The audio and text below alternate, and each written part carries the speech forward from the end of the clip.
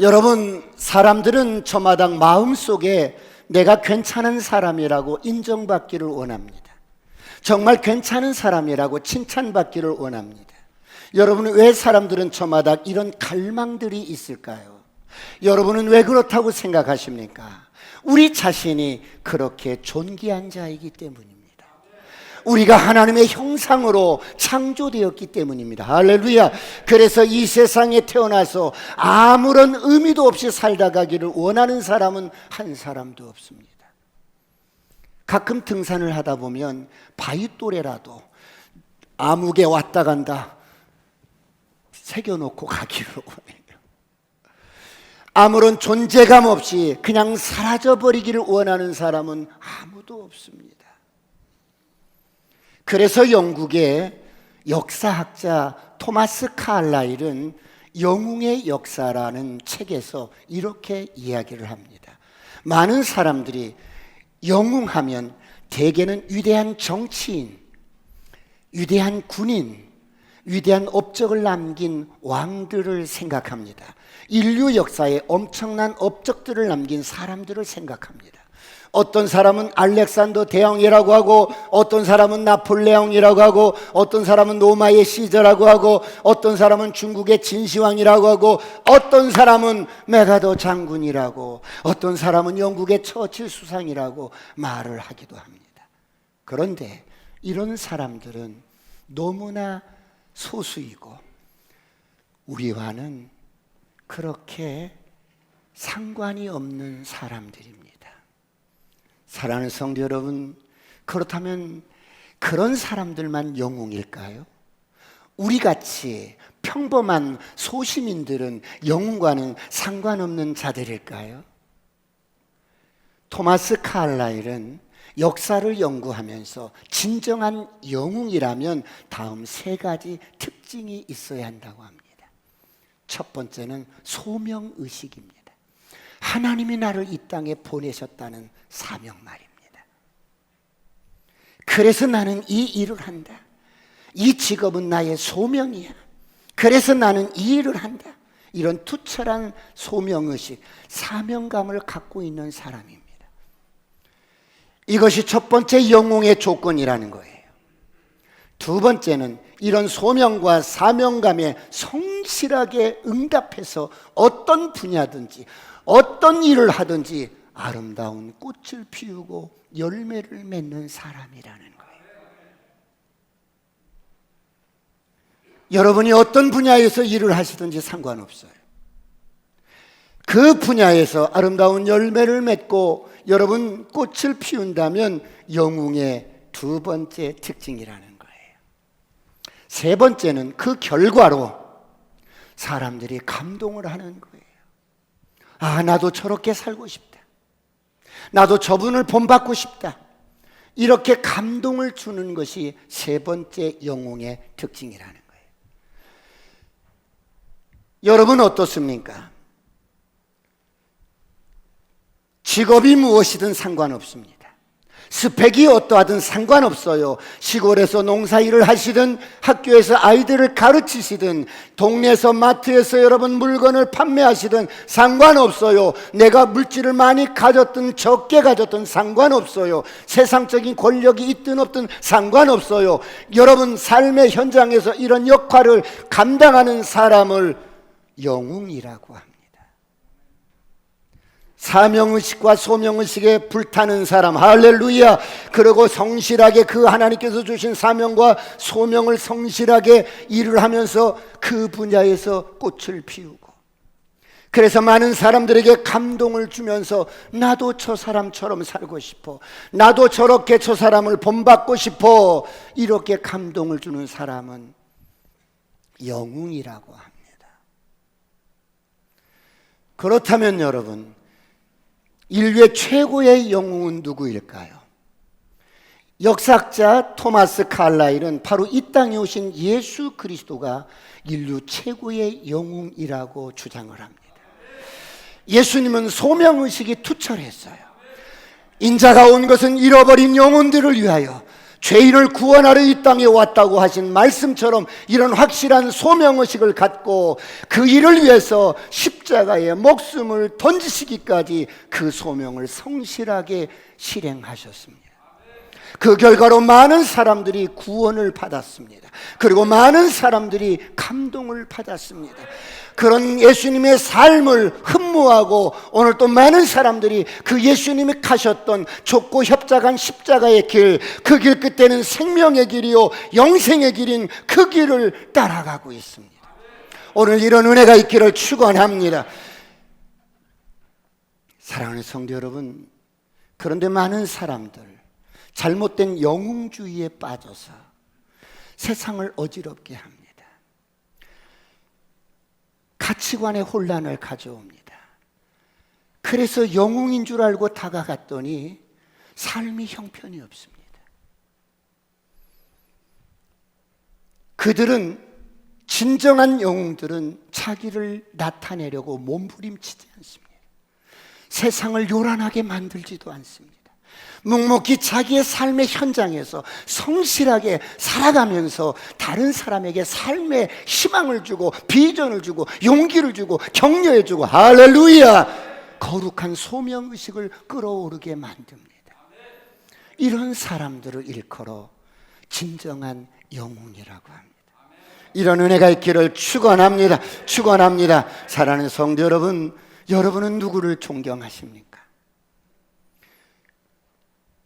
저는 어릴 때 존경하는 사람을 말하라고 하면 역사 속에 있는 인물들을 그냥 나열했어요.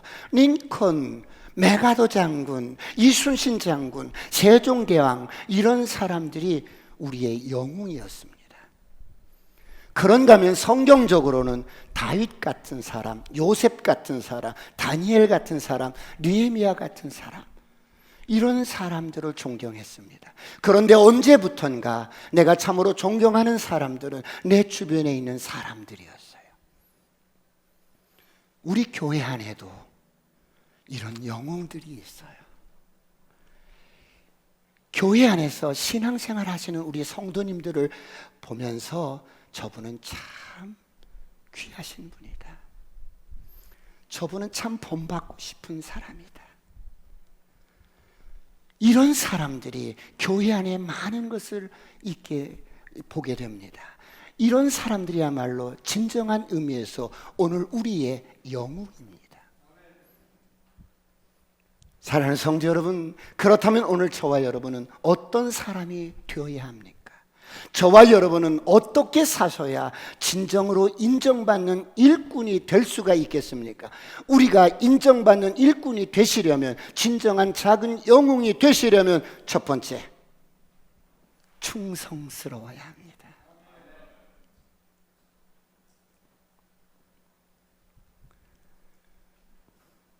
어떤 경우든지 마음이 꺾어지지 않습니다. 어떤 경우든지 마음이 흔들리지 않습니다. 그러므로 예수 믿는 사람들은, 복음을 가진 사람들은, 물과 성령으로 거듭난 사람들은 하나님의 비밀을 가진 자들이에요. 세상 사람들이 가질 수 없는 여러분 영원한 생명을 가진 자들입니다. 그러므로 고린도전서 4장 2절은 이렇게 말씀합니다. 다 같이 한번 합독합니다. 시작. 그리고 맡은 자들에게 구할 것은 충성이니라. 맡은 자들에게 구할 것은 충성이니라. 여러분, 저와 여러분이 아내를 맡은 자요, 남편은 아내를 맡은 자요, 아내는 남편을 맡은 자요, 우리는 많은 것들을 맡고 살아갑니다. 이렇게 맡은 자가 구할 것은 충성입니다. 남편의 연약함도 내가 맡은 자고, 아내의 허물도 내가 맡은 자입니다. 이렇게 맡은 자가 구할 것은 충성입니다. 할렐루야. 지적하고 정죄하고 판단하고 그러는 것이 아니라 맡은 자는 충성을 다하는 것입니다. 충성스러운 사람은 어떤 사람이에요? 내게 맡겨진 일과 짐을 잘 지고 갑니다. 사람마다 저마다 지고 가는 짐이 있습니다. 우리의 모든 죄짐은 예수님께서 대신 져 주시지만 이제 우리에게 주신 사명, 소명, 그리고 여러 가지 일들이 있습니다. 여러분은 어떤 짐을 지고 가십니까? 산을 올라갈 때도 적당한 짐을 져야만이 참 좋습니다. 여러분은 어떤 짐을 지고 가십니까? 인생 여정 속에서 그냥 짐 없이 그냥 가는 것이 아니라 적당한 짐을 지고 가야 합니다. 저 같은 목사에게는 짐이 있습니다. 목사에게 무거운 짐이 무엇일까요? 가장 무거운 짐은 말씀을 전하는 짐이에요. 복음을 전하는 짐입니다. 목회자는 이 짐을 지고 두렵고 떨림으로 하나님 앞에 일생을 살다 가는 거예요. 왜 그렇습니까? 하나님의 말씀을 맡은 자이기 때문에, 복음을 맡은 자이기 때문에. 그러므로 이런 말씀 사역은 가장 영광스러운 짐이요, 목회자에게는 가장 무거운 짐과 같습니다. 하나님의 말씀을 통해서 생명을 살리고 죽은 영혼이 살아나고 죄와 사망의 법에서 해방되고, 할렐루야, 자유케 하며 하나님께서 원하시는 여러분 방법으로 인도해 가야 하기 때문에 무거운 짐입니다. 그래서 하나님은 오늘 또 사람을 찾고 있는 거예요. 작은 짐이지만 지고 갈 사람을 찾고 있어요. 그래서 쓸만한 사람이 발견되어지면 그 사람이 학벌이 있든 없든, 그 사람이 권세가 있든 없든, 그 사람이 가진 것이 있든 없든 상관없어요. 우리의 만족은 내 재능에서 나오는 것이 아니라 우리의 만족은 하나님께로부터 나느니라. 할렐루야. 여러분, 우리가 우리의 능력으로 어떤 짐을 지고 어떤 일을 하는 것이 아니라 우리의 만족은 하나님께로부터 나느니라. 할렐루야. 그래서 사람 하나가 발견되어지면 너의 조건에 상관없이 하나님이 붙잡으시고 마음껏 써가십니다. 이런 신실한 일꾼들이 되시길 축원합니다. 사랑하는 성도 여러분, 목회자만 짐이 있을까요? 아니요. 우리 교구장님들도 짐이 있어요. 셀리더는 셀리더로서 짐이 있어요. 교사 선생님들은 교사로서 짐이 있어요. 각자 맡겨진 여러분 사역의 모든 영역 속에서 짐이 있어요. 그 짐을 잘 지고 가는 저와 여러분이 되시길 축원합니다.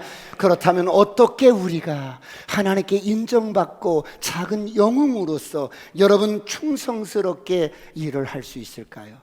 맡은 자가 구할 것은 충성입니다. 언제까지 충성을 해야 돼요? 심겨진 그 자리에서 묵묵히 일을 합니다.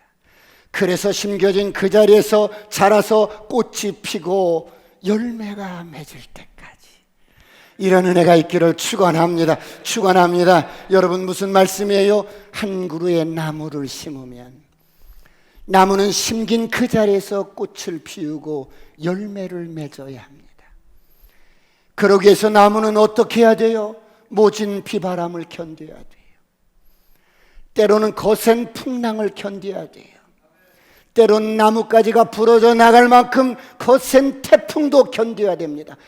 여러분, 쓰러질 것 같은, 꺾어질 것 같은 그런 강력한 여러분 인생의 풍파 앞에서도 나무는 묵묵히 심겨진 그 자리에서 견뎌냅니다. 흔들리지 않는 나무가 어디 있겠어요? 아프지 않는 인생이 어디 있겠어요? 상처 없는 인생이 어디 있겠어요? 때로는 마음이 아프고 육체가 힘들지라도 심겨진 그 자리에서 꽃을 피우시는 저와 여러분이 되시길 축원합니다. 열매 맺는 저와 여러분이 되시길 축원합니다. 저를 향해 선포합니다. 아싸, 꿈 같은 일이 일어납니다. 수원에 30년 전에 20일 금식을 하고 아무 연고도 없는 수원 땅에 하나님이 저를 떨어뜨려 놨어요. 어떤 낯선 곳이지만 정이 들면 고향인데 도대체 정이 안 드는 거야. 수원이 정이 안 드는 거예요. 사람들이 너무 강팍한 거예요. 이 기쁜 소식을 들고 이 가슴 뛰는 복음을 갖고 죽어도 사는 영원한 생명이 이 복음 안에 있는데 이 복음을 갖고 전하러 나가면 이 동네 사람들이 막 저에게 스트레스를 푸는 거예요. 악을 쓰고 소리를 지르고. 참 척박한 곳에 심었어요. 사람들이 막 나를 받고 지나갑니다. 어떤 사람은 뒤에서 와서 칼을 박아요. 배신의 칼을. 어떤 사람은 저를 속이는 거예요. 제 허리가 굽어지게 만든. 친구 목사님들은 일산, 판교, 분당, 신도시에 가서 교회를 시작한 친구들은 막 사람들이 막 몰려오고 막 일어나는데 나는 이 척박한 곳에 사람 한 사람 전도돼서 나오려면 동네가 다 뒤집어져야 돼요. 어떤 분은 막 칼을 들고 교회까지 오는 거야. 정이 안 붙는 거야. 그래서 하나님 나 다른 곳으로 좀 보내주세요. 다른 곳에 좀 가고 싶어요. 그래서 교회 건물도 보러 다녔어. 모든 것이 다 이제 끝났어. 그냥 제가 하나님 앞에 그 허락만 받고 그냥 결정만 하면 돼요. 그 모든 것들을 이전할 수가 있고 떠날 수가 있어요. 그래서 하나님께 물었어요. 하나님 허락해 주세요. 하나님 어떻게 할까요? 그랬더니 저에게 한마디 딱 하는 거예요. 링 밖을 떠나지 마라 그러는 거예요. 링 밖을 떠나지 말아요. 링 밖을 떠나지 말아요. 여러분 선수가 시합을 하다가 링 밖으로 자꾸 이렇게 나가면 어때요? 이건 시합이 안 되는 거예요. 여러분 하나님 앞에 우리가 훈련 받을 때 하나님이 설정해 놓으신 환경이 있고 링이 있는데 우리는 자꾸 그게 싫다고, 그게 나는 싫다고, 괴롭다고, 어렵다고 자꾸 링 밖으로 떠나면 하나님이 작품이 안 만들어지는 거야. 작품이 안 만들어지는 거야. 그래서 알았습니다. 그리고 제가 지하실에서 7년을 꼬박만 7년을 죽은 듯이 그냥 7년을 지냈어요. 여러분 하나님은 연출가셔요. 여러분 인생 한 분 한 분을 연출해 나가시는데 하나님이 원하시는 것은 정말 이 하나님의 은혜, 이 가슴 벅찬 이 복음을 가지고 우리가 잘 훈련되어지고 성장되어지고 성숙되어져서 하나님의 축복의 통로가 되기를 원해요. 할렐루야. 그런데 사람이 만들어지지 않는 거야. 그래서 하나님이 우리의 환경을 설정해 놓고 링을 설정해 놓고 그곳에 우리를 집어넣어서 훈련을 시키는데 저를 보세요. 막 훈련을 하다가 연습을 하던 막 훈련을 하다가 난 못하겠어. 난 못하겠어. 그리고 링 밖을 나가면 다시 해야 돼. 다시 해야 돼. 그렇지요? 그런데 여러분 그 링 안에서 제가 죽었어. 그래 막 하다가 그냥 탈진해서 죽어버린 거야. 그러면 연출가 되신 주님이 불꽃 같은 눈동자로 보고 있다가 안 되겠다. 흰 수건을 던지는 거야. 그만! 그리고 우리를 그곳으로부터 해방을 시켜줘요. 너 됐어. 너 된 거야. 내가 너를 쓸 수가 있겠구나. 할렐루야. 좋으신 아버지, 어떤 환경이든지 걱정하지 마세요. 감당할 만큼만 감당하게 하셔. 그러므로 고린도전서 10장 13절 이렇게 말씀합니다. 다 같이 합독합니다. 시작. 사람이 감당할 시험 밖에는 너희가 당한 것이 없나니 오직 하나님은 미쁘사 너희가 감당하지 못할 시험 당함을 허락하지 아니하시고 시험 당할 즈음에 또한 피할 길을 내사 너희로 능히 감당하게 하시느니라. 왜 배고픈 날이 없겠어요? 왜 돈이 떨어져서 여러분 굶어야 하는 시절이 없었겠어요? 그런데 그럴 때 내가 선뜻 돈 좀 빌려주세요. 먹을 거리가 없어요. 이럴 수 있겠어요? 하나님 살아계신다며. 하나님이 불꽃 같은 눈동자로 보고 계신다며. 하나님이 모든 필요를 채우신다며.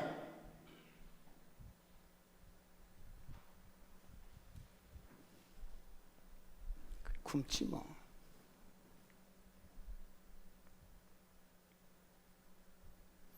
전화 한 통화만 하면 쌀을 짝으로 보내줄 사람이 있어요.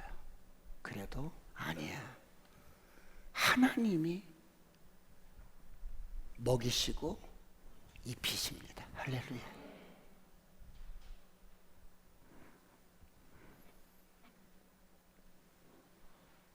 수많은 사건 속에서, 크고 작은 수많은 비바람 속에서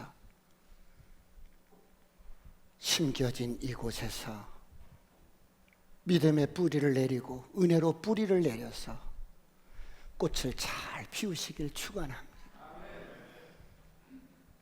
두 번째, 인정받는 일꾼은 어떻게 하는가? 정말 내 삶 속에서 내가 작은 영웅이 돼서 누군가가 감동이 되고 누군가의 모델이 되고 정말 하나님 앞에 인정받고 교회 앞에 인정받을 사람은 어떻게 해야 되는가? 두 번째, 말다툼하지 마세요. 어떤 경우든지 다투지 마세요. 사람이 사는 곳에는 항상 옳고 그름의 시시비비가 있어요. 왜요? 우리가 그렇게 학습해 왔어. 어릴 때부터 너 이렇게 하면 안 돼. 너 이러면 안 되는 거야. 너 이렇게 행동하면 안 돼. 늘 이렇게 학습해 왔기 때문에 나도 모르는 사이에 이런 시시비비의 논리가 우리 안에 있는 거예요. 이런 세상의 영이 교회 안에 들어와서 또 우리 성도들의 가슴 속에 여러분 지워지지 않고 떠나가지 않아서 여전히 복음을 가졌는데 내 사람이 죽었는데 이제 내가 아니라 그리스도로 살아야 하는데 자꾸 시시비비의 논리에 붙잡혀서 자꾸 다투는 거야. 다툼의 영은 떠나갈지어다. 어둠의 영은 떠나갈지어다. 저주도 떠나갈지어다. 가난도 떠나갈지어다. 아직 내 안에 여러분 이런 율법적인 요소가 남아있어서 무엇이 옳고 그렇고 정죄하고 판단하는 이런 세상의 영에 잡혀서 늘 나로 사는 거야. 오늘 이런 옛사람이 십자가에 못 박히고 그리스도로 살아가시길 축원합니다. 축원합니다. 그래서 우리는 예수 믿는 사람은 정말 거듭난 사람은 복음을 가진 사람은 어느 곳에 가든지 화평케 하는 거예요. 화평케 하는 자는 복이 있나니 하나님의 아들이라 일컬음을 받을 것이요 온유한 자는 복이 있나니 저가 땅을 기업으로 얻을 것이라. 할렐루야. 사랑하는 성도 여러분, 그리스도가 성령이 내 안에서 왕노릇해야 되는데 자꾸 죄가 왕노릇하면 자꾸 다투는 거야. 이렇게 허물 많은 인생을 하나님께서 구원해 주시고 여러분 하나님과 우리 사이가 원수가 되어서 죄가 가로막혀서 하나님과 교제할 수 없고 교통할 수 없고 화목할 수 없는 우리에게 예수 그리스도가 화목제물이 되어주셔서 하나님과 우리를 화목케 하셨어요. 할렐루야. 그런데 하나님과 우리와 화목케 됐을 뿐만 아니라 이제 사람과의 관계 속에서도 화목하시길 축원합니다. 그러기 위해서 먼저 여러분 자신과 화목해야 돼요. 여러분 자신을 학대하지 마세요. 여러분 자신을 있는 모습 그대로 받아주세요. 할렐루야. 괜찮아. 다시 할 수 있어. 할 수 있어. 괜찮아. 많은 사람들이 하나님이 나를 이 모습 이대로 받아주셨는데 많은 사람들이 아직도 이 십자가의 능력이 뭔지 모르고 복음의 능력이 뭔지 모르고 하나님과 우리 사이의 화목이 뭔지 몰라서 여전히 자신의 의식 속에 자신의 감옥 속에 갇혀서 자신을 용납하지 못하는 거예요. 자신의 실패의식과 열등감에 잡혀서 자꾸 나를 학대하는 거예요. 하나님이 이 모습 이대로 받으셨는데 나는 나를 용납하지 못해서 괴로운 거예요.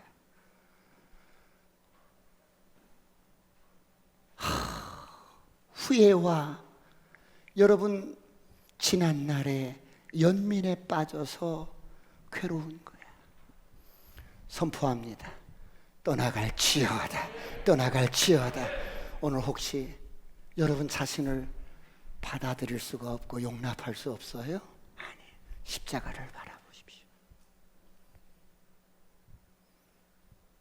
십자가에서 피를 뚝뚝 흘리시고 우리 가슴을 온통 보혈의 피로 적시는 주님의 사랑을 경험해 보십시오.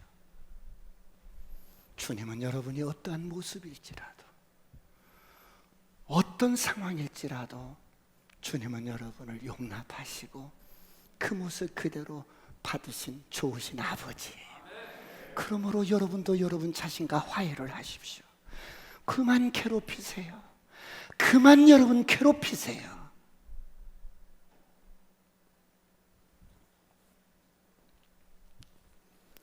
복음은 시시한 게 아니라 하나님과 우리 사이를 화목케 하고 이 땅의 모든 싸움을 화목케 할 수 있는 능력이 있어요. 할렐루야.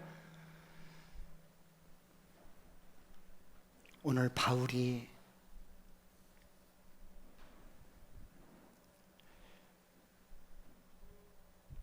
어떤 경우든지 싸우지 말라고 합니다. 바울이 왜 이런 말을 했을까요? 자신의 경험에서 절절하게 여러분 녹아있는 고백이에요. 바울은 공부를 많이 한 사람이에요. 그런데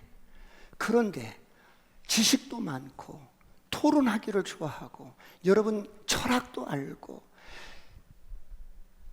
이런 바울이 다투지 말라고 합니다. 오늘 본문 우리 14절을 다 같이 한번 보겠습니다. 14절 시작. 너는 그들로 이 일을 기억하게 하여 말다툼을 하지 말라고 하나님 앞에서 엄히 명하라.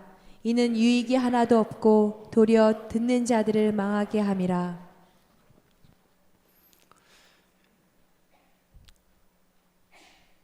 우리가 어떤 사람을 만나고 나면 다시는 만나고 싶지 않은 사람들이 있다고 그래요. 어떤 사람이에요? 내 삶에 치욕적인 상처와 아픔을 준 사람, 자기만 아는 사람, 늘 가르치려는 사람. 이런 사람은 사람을 얻을 수가 없어요. 이런 사람은 사람들이 만나고 싶어 하지 않아요. 여러분, 바울은 아는 게 많고 철학에 대해서, 언어에 대해서, 복음에 대해서 모든 것들을 섭렵한 사람인데 그래서 어떤 사람과 논쟁을 붙여도 다 이겨요. 근데 결과가 뭐예요? 영혼을 얻지 못하는 거예요. 사람을 얻지 못하는 거예요. 교회가 세워지지 않는 거야. 그래서 바울이, 그 복음 덩어리인 바울이 전도하러 가서 교회를 세우지 못한 도시는 유일하게 아테네 도시. 이유가 뭐예요? 그곳에서 말싸움 한 거야. 논쟁을 한 거야. 여러분, 정말 예수 믿는 사람들은 다투지 말아야 돼요.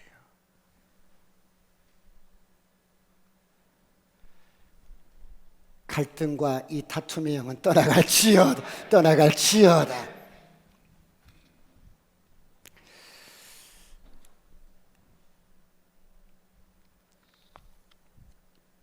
여러분이 심겨진 그곳에서 꽃을 피우고 열매를 맺기 위해서는 다투지 마시고 자꾸 죄가 내 안에서 왕노릇하는 것을 십자가로 처리하고 하늘에 썩어지는 밀알이 되시길 축원합니다. 신앙생활이란 저와 여러분이 예수와 함께 죽고 예수님과 함께 부활하는데, 이제는 내가 사는 게 아니라 그리스도가 사는 거예요. 그러므로 절대로 다투지 마시길 축원합니다. 그러면 다투지 않고 우리가 살아가려면, 대화하려면 어떻게 할까요? 세 가지를 기억해야 돼요. 첫째, 상대방을 존중하고 상대방을 인정하십시오. 무시하지 마세요. 자녀라고 해도 무시하지 말고, 특별히 우리 남성들은, 연세 드신 분들은 남존여비 사상이 우리가 학습되어져 있어요. 무의식 속에 여러분 그냥 들어있어요. 그래서 아내가 뭔 말을 하면 무시하는 경향이 있는데 그러지 말라는 거예요. 두 번째는 상대방의 말을 들어야 돼요. 상대방의 말을 내가 들어야 돼요. 틀렸다고 딱 자르는 게 아니라 들어보는 거예요. 틀린 게 아니라 다름이라는 말이 있어요. 그런 다름을 통해서 내가 그런 다름을 이렇게 들어주고 수용할 때 내 폭이 넓어지는 거예요.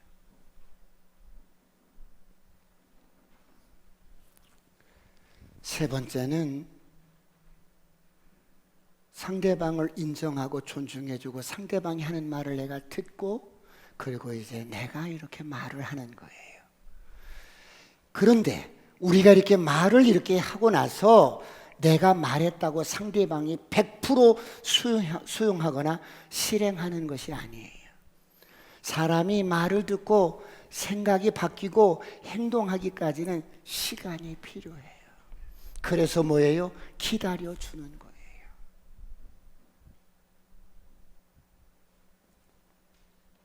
그런데 우리는 어릴 때부터 학습되기를 빨리 이렇게 학습돼가지고 기다려줄 줄을 모르는 거예요.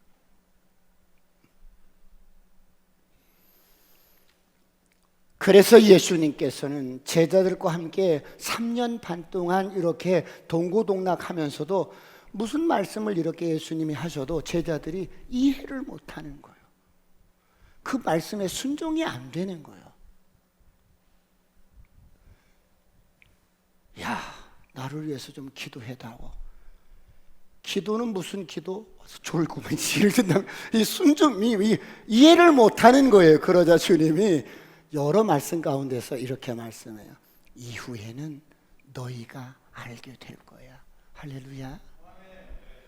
자녀가 부모의 마음을 언제 알아요?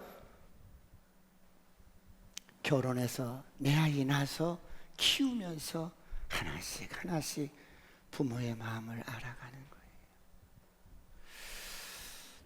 그러므로 또 기다려주고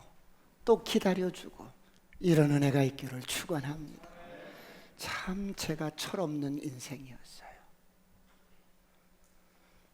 나서기 좋아하고 잘난 체 잘하고 교만하고, 여러분 허물 많은 인생인데 하나님이 기다려주시는 거예요. 또 기다려주시는 거예요. 또 기다려주시는 거예요.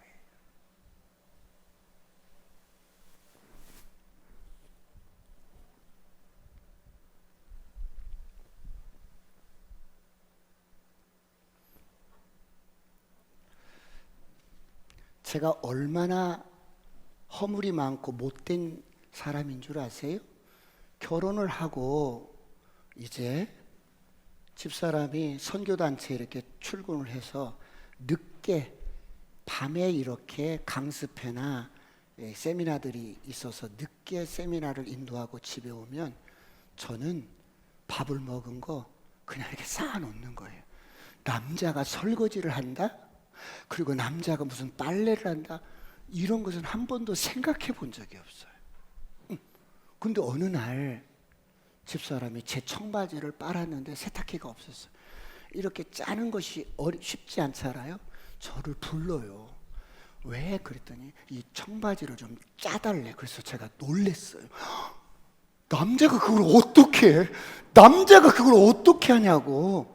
그랬어요. 그리고요, 학습되고 무의식 속에 남존여비 사상이 있어서 자꾸 어때요? 이런 틀들이 있었던 거예요. 그런데 저희 식탁에 비타민도 있고 이런 것들을 한때 이렇게 놓아서 그냥 이렇게 먹은 적이 있어요. 그냥 뭐 바쁘니까 이렇게 비타민으로 놓고 공통으로 이렇게 먹는데 어느 날 이렇게 제가 뭐를 먹는데 제법 먹었는데 집사람이 여보 왜 그것을 당신이 먹어요? 그래서 왜? 이거 비타민 아니야? 그랬더니 그거 저 갱년기 그 여성 호르몬제예요. 어쩐지 제가 그것을 먹고 얼마 되지 않았는데 자꾸 어때요? 설거지를 해주고 싶고 방 청소를 해주고 싶고 이런 생각이 막 드는 거예요. 하나님이 하도 제 틀이 깨지지 않으니까 약을 먹여서라도 그렇게 예. 하나님이 기다려 주시는 거예요. 하나님이 기다려 주시는 거예요.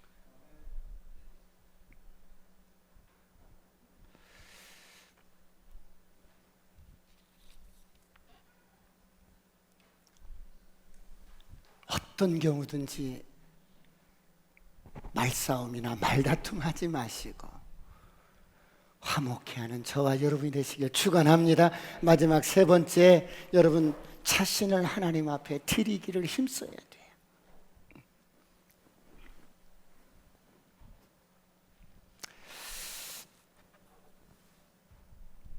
여러분 오늘 저와 여러분이 이렇게 예배 드리러 왔어요.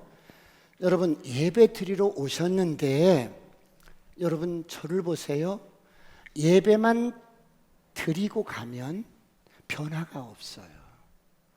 그럼 변화는 어떻게 되는데요? 여러분을 드려야 돼요. 여러분을 하나님 앞에 산 제물로 드려야 돼요. 할렐루야. 내 것이 아니라 하나님 앞에 제물로 드려야 돼요. 드리지 않으면 예배만 영적인 유희만 즐기고 지식적인 정보만 얻고 진리 지식만 담아서 가면 변화가 없어요. 예배를 여러분 드리러 온 거예요. 여러분 자신을 드리시길 축원합니다. 드리시길 축원합니다. 그래서 인정받는 일꾼은 어떻게 합니까? 오늘 본문 15절을 다 같이 보겠습니다. 다 같이 합독합니다. 시작. 너는 진리의 말씀을 옳게 분별하며 부끄러운 것이 없는 일꾼으로 인정된 자로 자신을 하나님 앞에 드리기를 힘쓰라. 자신을 하나님 앞에 드리기를 힘쓰는데 여러분 힘쓰라는 이 말은 계속해서 현재형이에요. 매일 매 순간 오늘 또 하나님 앞에 내 인생을 드립니다. 내 자신을 드려요. 매일 매 순간 하나님 앞에 우리 자신을 드리는 거예요. 옛날에 드렸던 것이 아니라 옛날에 드렸을지라도 매일 매 순간 드리지 아니하면 옛날에 드렸던 것 다시 내가 주인 노릇을 하는.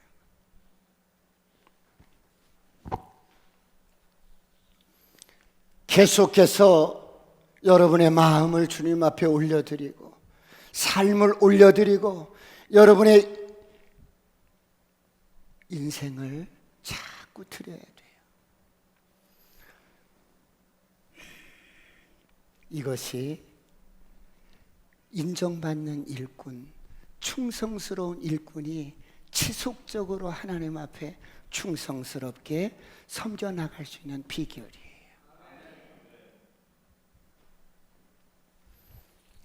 사랑하는 성도 여러분, 이렇게 우리가 예배에 참석해서 어떤 분은 은혜를 받고 어떤 분은 여러분 이렇게 울기도 하고 어떤 분은 감동을 받기도 하지만 그렇지 못한 분들도 있어요. 왜요? 드리지 않기 때문에. 마음을 드리지 않는 거예요. 드리지 않는 거예요. 그냥 예배를 보고만 가는 거예요. 여러분 드려야만이 하나님께서 어떻게 역사를 하시지요.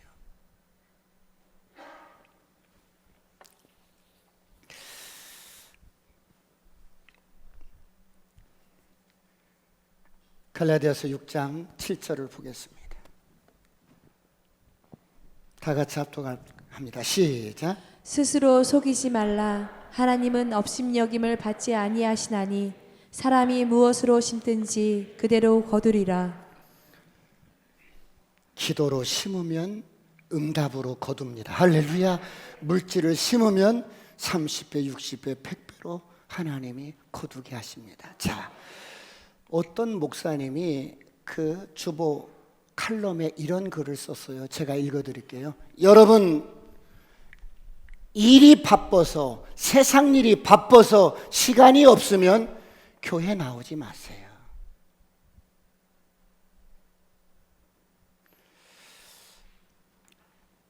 하나님은 여러분의 짜투리 시간을 받고 싶어 하지 않아요. 엄연히 주일은 하나님의 날인데 일이 바빠서 시간이 없어?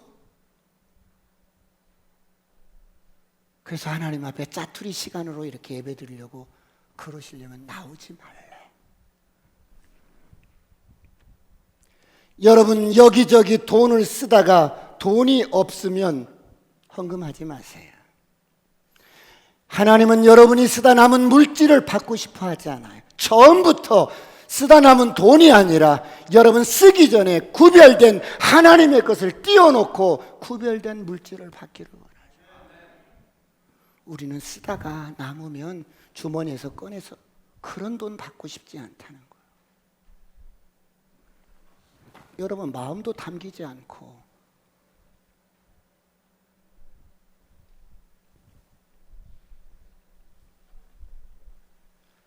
여러분 심신이 지쳐서 세상 일에 너무 힘들고 지쳐서 힘이 없으면 봉사하지 마세요.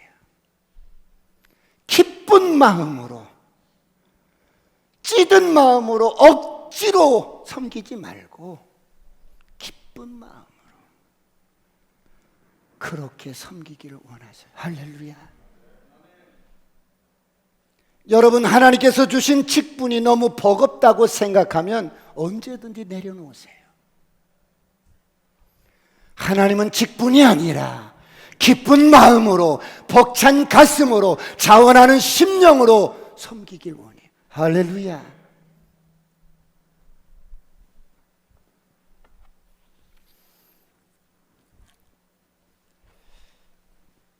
교회를 늘 출입하면서도 예배를 드려도 몸을 드리지 않는, 마음을 드리지 않는, 생각으로만 예배 드리고 영적인 유희만 누리는 그런 사람에게는 변화가 없어요.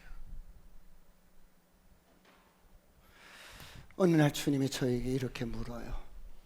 너는 나를 누구라고 생각하느냐? 그래서 제가 퍼뜩 마태복음 말씀이 생각나서 주는 그리스도시요 살아계신 하나님의 아들입니다. 그랬더니 교과서적인 대답 말고 너의 삶 속에서 내가 누구야?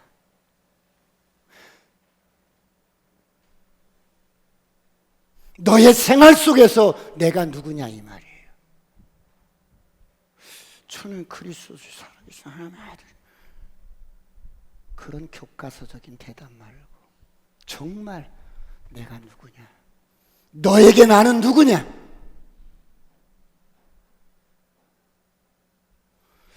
제 영혼의 주인이시고요, 저의 인생의 주인이시고 제 생명의 주인이고, 제가 주저리 이렇게 하는 거예요. 제 모든 것의 주인이시고 제가 주님 앞에 종이지요. 종?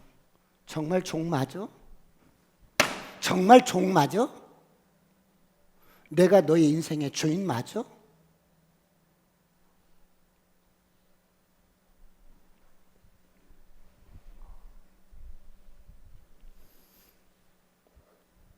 맞습니다. 그런데 왜 네 뜻대로 하려고 그래? 왜 네 마음대로 인생을 사는 거야?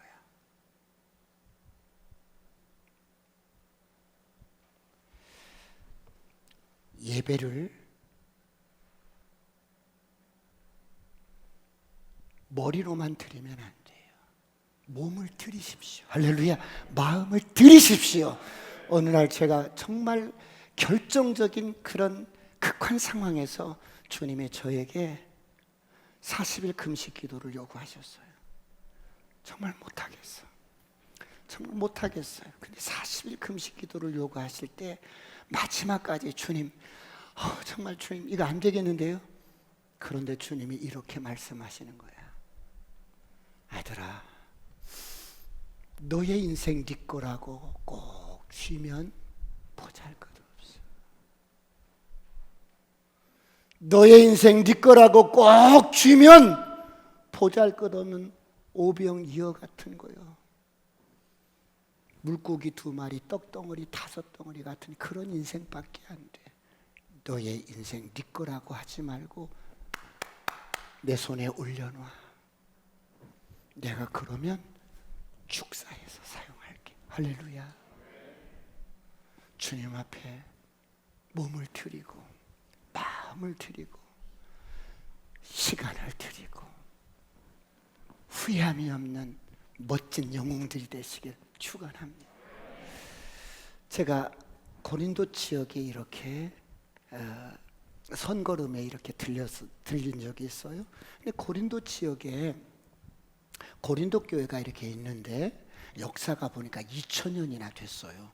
그런데 이렇게 계단이 이렇게 하나, 2개 정도밖에 아니에요. 이렇게 이런 계단이 1층으로 돼 있어요. 그래서 계단을 딱 올라가서 이렇게 보니까 그 옆에 벽면에 쭉 그 교회를 목회를 했던 목회자들의 일대부터 쭉 쓰여 있는 거예요. 1대 바울, 2대 아볼로, 3대 신라 이렇게 쭉 이렇게 써 있는 거야. 그래서 그걸 보고 교회 안으로 들어갔어요. 교회가 우리 교회보다 약간 작은 듯해요. 그런데 이렇게 둘러보고 잠깐 기도하고 돌아서서 나가는데 교회 뒤에 저렇게 우리 교회처럼 기둥이 이렇게 3개가 이렇게 있어요. 기둥이 이렇게 3개가 있는데 우리 기둥에는 지금 아무것도 없잖아요. 그런데 한 기둥에 이렇게 2 사람의 얼굴이 새겨져 있고 한 기둥에는 또 이렇게 얼굴들이 새겨져 있어요. 그래서 가만히 봤더니 그 첫 번째 기둥에는 아굴라와 브리스길라의 얼굴이 딱 새겨져 있는 거야. 그렇게 사도 바울을 목숨 걸고 헌신해서 교회를 섬겼던 아굴라와 브리스길라의, 그리고 이 가운데 기둥을 보니까 베베 집사님의 얼굴이 그려져 있는 거예요. 3번째 기둥을 보니까 거기에는 뭐라고 쓰여 있냐면 이름 없는 성도들. 이 고린도 교회는, 그리고 건강한 교회는 이렇게 성도들이 하나님을 위해서 충성스럽게 헌신해서 하나가 되어서 이렇게 교회를 세웠구나. 그들이 우리의 영웅입니다. 여러분, 오늘의 교회에 이런 영웅들이 많이 세워지기를 축원합니다. 기도하시겠습니다.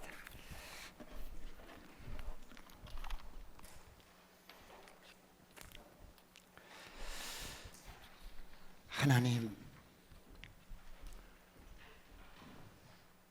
내가 우리 자녀들에게 그리고 우리 교회 가운데 여러분 한 분 한 분이 이렇게 작은 영웅들이 되어서 이 땅에 의미 없이 왔다 가는 것이 아니라 하나님 내게 주신 소명을 따라서, 사명을 따라서 성실하게 일을 하고 심겨진 그곳에서 꽃을 피우고 열매를 맺는, 그래서 주변의 사람들이 나를 보고 감동하는 영웅이 되게 하여 주옵소서.